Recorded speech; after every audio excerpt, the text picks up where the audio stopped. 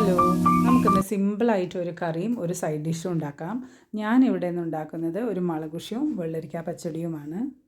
ഈ വേനൽക്കാലത്ത് ഇതുപോലത്തെ സിമ്പിളായിട്ടുള്ള കറികൾ ഉണ്ടാക്കിയാൽ ഹാഫ് ആൻ അവറിൽ നമ്മുടെ കിച്ചണിൻ്റെ പണി തരും കേട്ടോ. ഞാനിവിടെ ഇതിനായിട്ട് എടുത്തിരിക്കുന്നത് ഒരു കഷ്ണം മത്തങ്ങയും ഒരു കഷ്ണം കുമ്പളങ്ങയാണ്.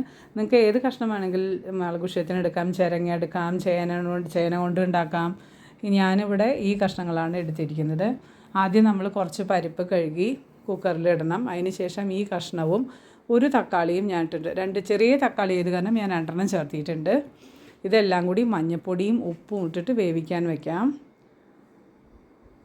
ഇത് എളുപ്പം ഒരു 10 മിനിറ്റിനുള്ളിൽ ഇത് റെഡിയാക്കാം കേട്ടോ. നമുക്ക് വേഗമാവും ഈ കറി. അത് കഴിഞ്ഞിട്ട് ഞാൻ വേവിക്കുന്ന സമയത്ത് കുറച്ച് വെളിച്ചെണ്ണ ഒഴിച്ചിട്ടുണ്ട്. അപ്പോൾ നമുക്ക് പരിപ്പും എല്ലാം ചേർന്നത് കാരണം നമുക്കിത് പുറത്തേക്ക് തിളച്ച് തൂവി വരില്ല.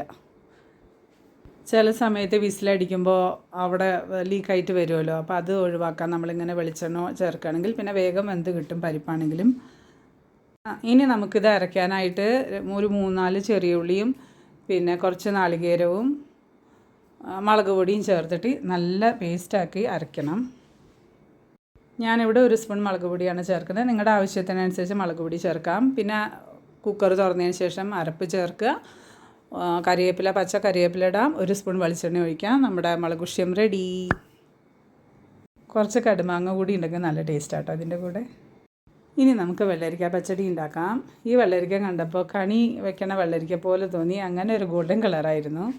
അപ്പോൾ നമുക്കിതിൻ്റെ ഉള്ളിലത്തെ കുരുവെല്ലാം മാറ്റി നീറ്റാക്കി തോല് കളഞ്ഞ് എങ്ങനെ ഷേപ്പിൽ വേണമെങ്കിൽ നിങ്ങൾക്ക് കട്ട് ചെയ്യാം. കുറച്ച് ചെറുതായി കട്ട് ചെയ്താൽ നന്നായിരിക്കും. കട്ട് ചെയ്തതിന് ശേഷം നമുക്ക് ഇതിന് പച്ചമുളകും ആവശ്യത്തിനനുസരിച്ച് നിങ്ങൾക്ക് പച്ചമുളക് ചേർക്കാം. കാരണം ഇതിൽ നമ്മൾ വേറെ മുളക് പൊടിയൊന്നും ചേർക്കില്ല പച്ചടിയിൽ. അപ്പോൾ ഈ വെള്ളരിക്കയും പച്ചമുളകും ആവശ്യത്തിന് വെള്ളം ഒഴിച്ച് ഉപ്പിട്ട് നമുക്ക് വേവിക്കാം. ഇത് നമുക്ക് പാത്രത്തിൽ തന്നെ വേവിക്കുന്നതാണ് നല്ലത്. ഇതിനധികം വേവില്ല. ഒരു 10 മിനിറ്റ് കൊണ്ട് ഇത് വെന്ത് കിട്ടും. ഇനി അതിലേക്ക് വേണ്ട നാളികേരം പൂണ്ടെടുക്കാം.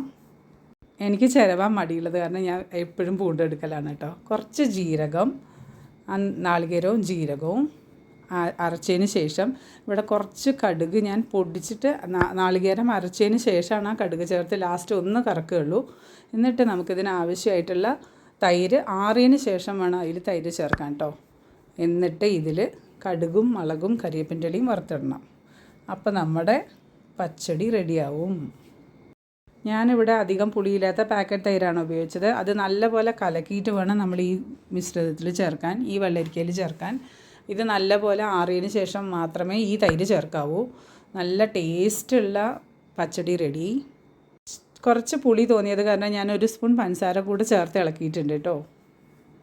ഈ മുളകുഷിയും പച്ചടിയും ഈ കടുമാങ്ങ കൂട്ടി കഴിക്കാൻ അടിപൊളിയാണ്. ട്രൈ ചെയ്ത് നോക്കൂ. അപ്പോൾ ഇത് തീർച്ചയായിട്ടും എല്ലാവർക്കും ഇഷ്ടപ്പെടുമെന്ന് വിചാരിക്കുന്നു. എൻ്റെ വീഡിയോ ഇഷ്ടമായാൽ ലൈക്ക് ചെയ്യൂ, സബ്സ്ക്രൈബ് ചെയ്യൂ.